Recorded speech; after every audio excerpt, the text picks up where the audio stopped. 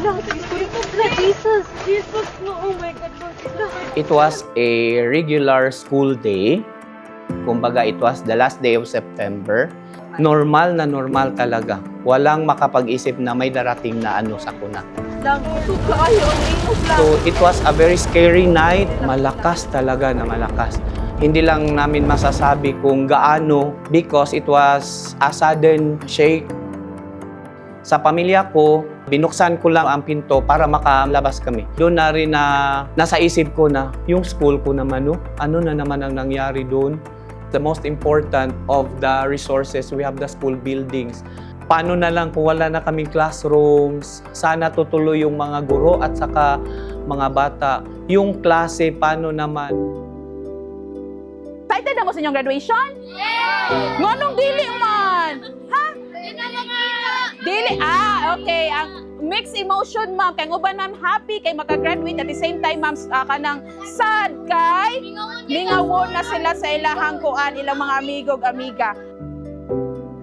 After for 3 days ata, pinabalik kami dito to check our room. Tapos, to see our room is very, siyempre, sad. Nalulungkot po kami kasi paano na. Tapos ano nang gagawin natin? Puro sira. Sa kisame, sa ceiling po, nabagsak. Tapos yung mga crack na din yung mga wall. Before nung hindi pa nag-earthquake, ma'am, hindi talaga yun ang nagbaha. Tapos yun, ang ngayon na, pag umuulan, nagbabaha na, nandun sa taas. I was about to sleep until I felt a shake and I realized there was an earthquake. I was scared and I cried because I thought our house would tumble down. I was sad because our classroom's ceiling was broken and I couldn't go to school and see my classmates and friends.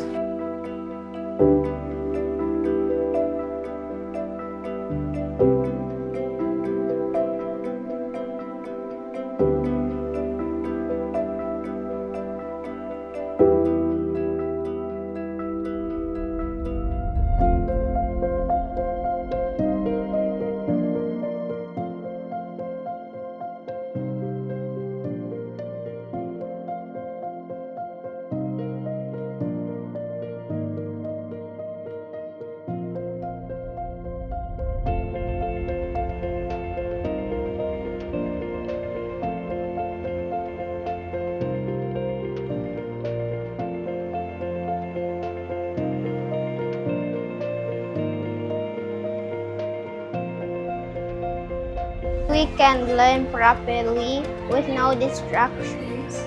Actually po, pag may ganitong agad na talagang yung paggawa, napakasaya po namin as a teacher. Kasi nga, yung hindi maputol yung learning ng mga bata. So, ma-address pa din namin yung mga needs o kailangan pa nilang i-develop sa mga bata po. Kasi nga, even na hindi na po okay or hindi pa safe yung mga classroom namin, tapos ito, may nagbibigay, tapos sa yung galing sa gobyerno natin na pinagawa nila para talaga sa bata, yun po, masaya po talaga po kami. It can help boost our learners. It is not only for our learners, to our teachers also. They can use it. Makaklasihan, maayos, wala nang ma-dislocate na mga learners. So, I am so happy nga recipient ako doon kasi lahat makapasok na. We are always looking forward for the safety of our learners.